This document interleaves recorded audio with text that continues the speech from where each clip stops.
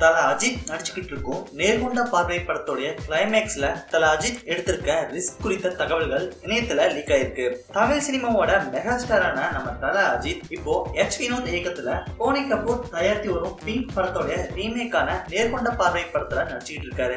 இந்த படத்துலயும் நம்ம தல அஜித் வழக்கமான சால்ட் அண்ட் பெப்பர் லுக்ல தான் வராது. வழக்கமா வெளிவர அஜித் படங்கள் மாதிரியே இந்த படமும் ரசிகர்கள் மத்தியில பெரும் எதிர்பார்ப்பை ஏற்படுத்தி இருக்கு. தல அஜித் மேல ரசிகர்கள் எந்த அளவுக்கு நம்பிக்கை வச்சிருக்காங்களோ அதே அளவுக்கு அவரும் கடுமையா உழைச்சிருக்காரு. இந்த படத்துல கிளைமேக்ஸ் காட்சியில அஜித்துக்கு ஒரு மாசான சண்டை காட்சி இருக்காம். அந்த காட்சியில அஜித் டூப் இல்லாமலே ரிஸ்க் எடுத்து நடிச்சிருக்காராம். இந்த காட்சி ரசிகர்கள் தியேட்டர்ல விசில் எடுத்து கொண்டாடும் காட்சியாக இருக்கும்னு கூறப்படுது.